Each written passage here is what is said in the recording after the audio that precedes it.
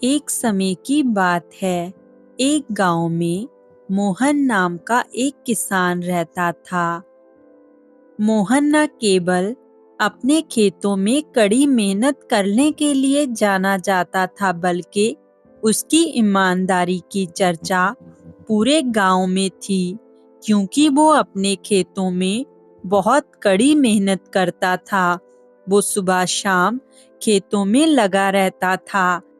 उसकी मेहनत का फल उसे उसकी अच्छी फसल से मिलता था, क्योंकि जब वो दिन रात मेहनत करता था तो उसकी फसल बहुत अच्छी उगती थी और वो अपनी फसल को देखकर बहुत खुश होता था। लेकिन मोहन का एक पड़ोसी था जिसका नाम था राजेश, जो बहुत ही चालाक और धोखेबाज व्यक्ति था। राजेश अपने स्वार्थ के लिए सबको धोखा देता था। वो कभी भी ये नहीं चाहता था कि किसी के खेत में उसके खेत से ज्यादा अच्छी फसल उगे। इसलिए अब वो मोहन के खेत में जाता है और जब वो उसकी अच्छी फसल को देखता है तो उसके मन में ईर्ष्या होने लगती है।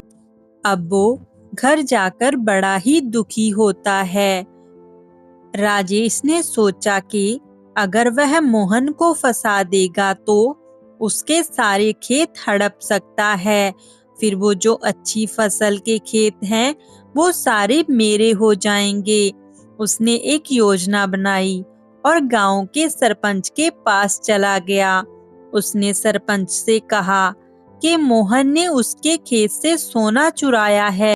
सरपंच राजेश को कहने लगा कि ऐसा कैसे हो सकता है?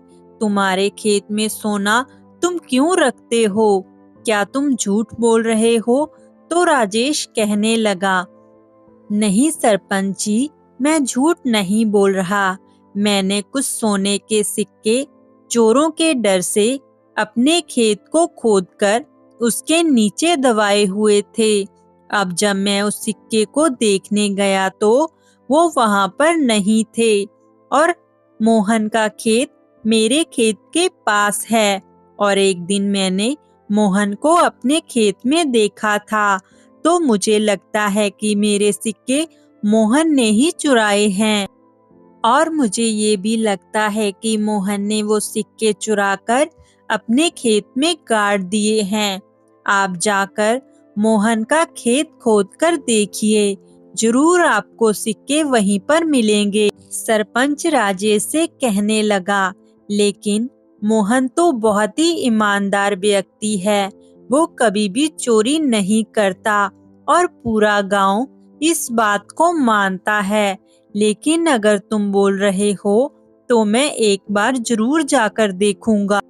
राजेश के कहने पर सरपंच जी राजेश के साथ मोहन के खेत में चले जाते हैं और राजेश सरपंच जी को उसी जगह पर लेकर जाता है जहां एक रात पहले राजेश ने वो सिक्के गाड़े थे, क्योंकि राजेश ने पहले ही योजना बनाकर मोहन के खेत में रात को जाकर वो सिक्के गाड़ दिए थे, जिस पर कि जब वो जाके देखे तो वो सिक्के मोहन के खेत से ही मिले, जिससे कि वो मोहन को चोर साबित कर सके। मोहन सरपंच से कहने लगा, नहीं सरपंच जी, मैं कभी भी चोरी नहीं करता और मैंने ऐसा कुछ भी नहीं किया। लेकिन राजेश बार बार तलाशी लेने के लिए बोल रहा था। जब खेत को खोदा गया और तलाशी के दौरान सरपंच को मोहन के खेत से वो सिक्के मिले, तो मोहन ये देखकर हैरान रह गया और रोते हुए बोलने लगा, नहीं सरपंच जी, मुझे नहीं पता कि ये कैसे मेरे खेत में आए और मैंने चोरी नहीं की। मैं तो अपनी मेहनत की कमाई कर कर अपने बच्चों का पेट पाल रहा हूँ और मैं कभी भी चोरी नहीं करता। लेकिन राजेश बार बार यही बात बोल रहा था, चुप कर मोहन, तुमने ही चोरी की है। अब जब पकड़े गए हो तो ऐसे बहाने बना रहे हो। सरपंची का दिल तो नहीं कर रहा था लेकिन राजेश के कहने पर और दोषी साबित होने पर सरपंच जी ने पुलिस को बुलाया और मोहन को दोषी ठहराते हुए कारागार में डलवा दिया। अब मोहन कारागार में रहकर दिन गुजारने लगा और हर रोज भगवान से यही प्रार्थना करने लगा कि भगवान, मैंने तो कभी किसी का बुरा नहीं किया, फिर मेरे साथ ऐसा क्यों हुआ? आप तो जानते हैं ना कि मैंने चोरी नहीं की। अगर आप हैं तो आप मेरी मदद कीजिए। पता नहीं मेरी बीवी और मेरे बच्चे कैसे होंगे। कुछ साल पहले मोहन ने अपने छोटे भाई को पढ़ने के लिए शहर में भेजा था। अब उसके भाई की पढ़ाई पूरी हो गई थी, लेकिन जब उसका भाई खुशी-खुशी घर पर आया, तो अपने भाई को वहां ना देखकर बहुत नाखुश हुआ और उसने अपनी भाभी से पूछा, तो उसकी भाभी ने उसे सारी बात बताई। अपने भाई को छुड़वाने के लिए उसने योजना बनाई और उसने सरपंच को कहा, सरपंच जी, आप हमारे खेत में मेरे साथ चलिए।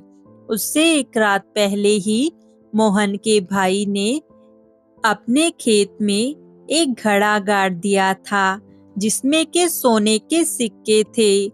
सरपंच जब राजेश के साथ उसके खेत में पहुंचा तो उसने देखा कि मोहन के भाई ने वहां पर गड्ढा खोदा और उसके बाद वहां से एक घड़ा निकाला, जिसमें के खूब सारे सोने के सिक्के थे। और मोहन का भाई कहने लगा, ये खजाना हमारे पूर्वजों का है और इसके बारे में सिर्फ मुझे पता है और मेरे बड़े भाई को कुछ भी नहीं पता था।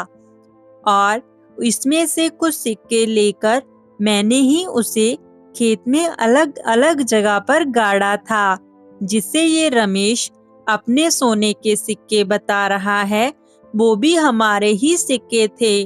तो मेरे भाई ने कोई चोरी नहीं की, ऊपर से ये रमेश ही चोर है। सरपंच ने सारी बात सच मानी और फिर कहा, मुझसे बहुत बड़ी गलती हो गई जो मैंने इस राजेश की बातों पर यकीन किया। चलो तुम्हारे भाई को छुड़वा कर लाते हैं। इस तरह अपनी चतुराई से मोहन के छोटे भाई ने मोहन को छुड़वा लिया।